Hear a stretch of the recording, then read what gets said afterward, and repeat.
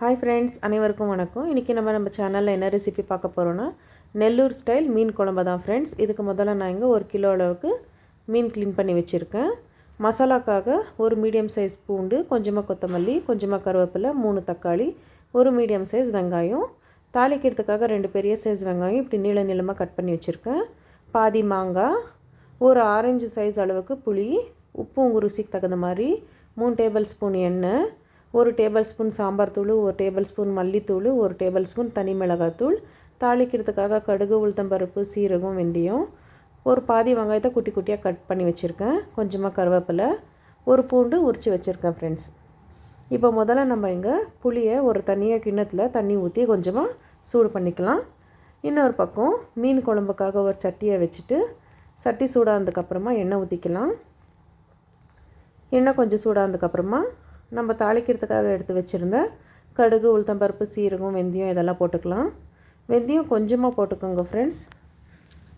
இப்போ கடுகு நல்லா பொரிஞ்சு வந்ததுக்கப்புறமா நம்ம எடுத்து வச்சுருக்க கருவேப்பிலை கூடிய சேர்த்துக்கலாம். பூண்டு, அப்புறமா கொஞ்சமாக வடகம் ஃப்ரெண்ட்ஸ், தாளிப்பு வடகம் கொஞ்சமாக போட்டுக்கிறேன். ஆப்ஷனல் தான், உங்ககிட்ட இருந்தால் போட்டுக்கோங்க, இல்லைன்னா வேணாம். இது கூடயே நம்ம சின்னதாக கட் பண்ணி வச்சுருக்க பாதி வெங்காயத்தை கூட சேர்த்துக்கலாம். இப்போ இதை நல்லா வதக்கி விடலாம் ஃப்ரெண்ட்ஸ். இது கொஞ்சம் நல்லா கலர் மாறி வரட்டும், நல்லா மணமாக இருக்கும். கொஞ்சம் கலர் மாறுற வரைக்கும் வதங்கட்டும். இப்போ பாருங்கள் ஃப்ரெண்ட்ஸ், புளி இந்த அளவுக்கு சூடானா போதும். ஆஃப் பண்ணிடலாம், ஸ்டவ் ஆஃப் பண்ணிடலாம். இப்போ பாருங்கள், வெங்காயம் நல்லா கலர் மாறி வந்துட்டுருக்கு. இப்போது நம்ம மிச்சம் வச்சுருக்கிற 2 வெங்காயத்தை கட் பண்ணி வச்சுருக்கோம்ல பெரிய சைஸு, அதை கட் பண்ணி போட்டுடலாம். இதை போட்டு கொஞ்சமாக வதக்கி விடுங்க. நம்ம மசாலா அரைச்சிடலாம் ஃப்ரெண்ட்ஸ்.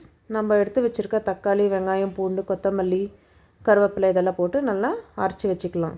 இப்போ பாருங்கள், வெங்காயம் இந்த அளவு வதங்கினா போதும். இப்போ நம்ம அரைச்சி வச்சுருக்கிற மசாலாவை கூட சேர்த்துடலாம். சேர்த்துட்டு நல்லா பச்சை வாசம் போகிற வரைக்கும் வதக்கி விடலாம் ஃப்ரெண்ட்ஸ். பச்சை வாசம் போய் நல்லா கலர் மாறி வரும், எண்ணெய் எல்லாம் நல்லா மேலே பிரிஞ்சு வரும். இப்போ பாருங்கள், நம்ம எடுத்து வச்சுருக்கிற புளியை நல்லா கரைச்சி எடுத்துக்கலாம் ஃப்ரெண்ட்ஸ். கரைச்சிட்டு வெறும் புளி சாறு மட்டும் எடுத்துக்கலாம், தோலெல்லாம் வேணாம். இப்போ பாருங்கள், இந்த அளவுக்கு மசாலா நல்லா வதங்கி வந்ததுக்கப்புறமா நம்ம இது கூடியே ஒரு 1/4 டீஸ்பூன் அளவுக்கு மஞ்சள் தூள் சேர்த்துக்கலாம்.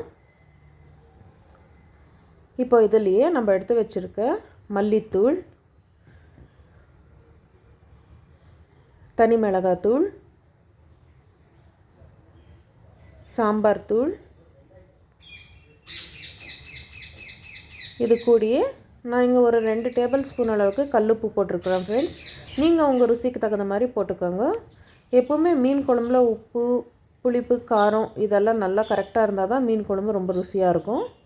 இப்போ இதை ஒரு வதக்கி விட்டுட்டு இது கூடயே நம்ம கரைச்சி வச்சுருக்கிற புளி ரசத்தை சேர்த்துக்கலாம். நீங்கள் இதுக்கு தண்ணி ஒரு அளவாக பார்த்து ஊற்றிக்கோங்க ஃப்ரெண்ட்ஸ். ஏன்னா நல்லா கொதித்து வரணும் குழம்பு, அதனால் தண்ணி கொஞ்சம் வச்சுக்கோங்க. நான் பாருங்கள், இந்த அளவுக்கு தண்ணி ஊற்றிருக்கேன், காட்டுறேன் பாருங்கள் எப்படி இருக்குன்னுட்டு. பாருங்கள் ஃப்ரெண்ட்ஸ், இந்த அளவுக்கு தண்ணி ஊற்றிருக்கேன். இது கொஞ்சம் நல்லா கொதித்து வரட்டும், ஒரு 10 நிமிஷம் இருக்கட்டும். இப்போ இன்னொரு சின்ன கிண்ணத்தில் நம்ம கொஞ்சமாக தண்ணி எடுத்துகிட்டு நம்ம கட் பண்ணி வச்சுருக்கிற மாங்காயை சேர்த்து கொஞ்சமாக வேக வச்சிடலாம். பாருங்கள் ஃப்ரெண்ட்ஸ், குழம்பு இந்த மாதிரி நல்லா கொதித்து வரட்டும், இன்னும் கொதிக்கட்டும். நான் இப்போ செஞ்சுருக்கிற இந்த குவான்டிட்டி வந்து 6 பேர் 2 டைமுக்கு தாராளமாக சாப்பிடலாம் ஃப்ரெண்ட்ஸ். மீன் குழம்பு மாங்காய் பாருங்கள் இந்த அளவுக்கு வெந்தால் போதும், ஆஃப் பண்ணிடலாம். பாருங்கள், குழம்பு நல்லா கொதித்து வந்திருக்கு, எண்ணெய்லாம் மேலே பிரிஞ்சு வந்திருக்கு, குழம்பு கூட நல்லா திக்காக இருக்குது. நான் வந்து யூடியூப்காக தனியாக எதுவும் சமையல் செஞ்சுன்னு இல்லை ஃப்ரெண்ட்ஸ். நாங்கள் வீட்டில் 6 பேர் இருக்கோம். நான் வீட்டில் என்ன சமையல் செய்கிறோம் அதை தான் காட்டிகிட்ருக்கேன். இப்போ குழம்பு இந்த அளவுக்கு கொதிச்சதுக்கப்புறமா நம்ம எடுத்து வச்சுருக்க மீனெல்லாம் சேர்த்துடலாம் ஒன்று ஒன்றா. மீனில் தண்ணி இல்லாத சேர்த்துக்கோங்க ஃப்ரெண்ட்ஸ். குழம்பு கொஞ்சம் கெட்டியாக இருந்தால் தான் நல்லாயிருக்கும் டேஸ்ட்டு. இப்போ பாருங்கள் ஃப்ரெண்ட்ஸ், ஒரு 5 நிமிஷம் ஹையில் வச்சுருங்க, மீன் நல்லா வேகட்டும். பாருங்கள் ஃப்ரெண்ட்ஸ், ஒரு 5 நிமிஷம் ஆயிருக்கு, மீன் நல்லா வெந்திருக்கு. மீன் வந்து ரொம்ப நேரம் வேக வச்சோம்னா தூள் ஆகிடும். அதனால் ஒரு 5 நிமிஷம் நல்லா வெந்ததுக்கப்புறமா நம்ம வேக வச்சுருக்கிற மாங்காய் கூட சேர்த்துக்கலாம். கூட சேர்த்துட்டு ஸ்டவ் ஆஃப் பண்ணிடலாம் ஃப்ரெண்ட்ஸ். அவ்வளோதான் ஃப்ரெண்ட்ஸ், சுவையான நெல்லூர் ஸ்டைல் மீன் குழம்பு ரெடியாக இருக்குது. இது சாப்பிட்றதுக்கு ரொம்ப நல்லாயிருக்கும். நீங்களும் இந்த ரெசிபியை ட்ரை பண்ணி பாருங்கள் ஃப்ரெண்ட்ஸ். சாதத்து கூடலாம் ரொம்ப நல்லாயிருக்கும். நீங்கள் முன்னாடி நாள் செஞ்சு வச்சுட்டு மறுநாளைக்கு ஏதாவது தோசை கூட வச்சு சாப்பிட்டிங்கன்னா ரொம்ப அருமையாக இருக்கும் டேஸ்ட்டு.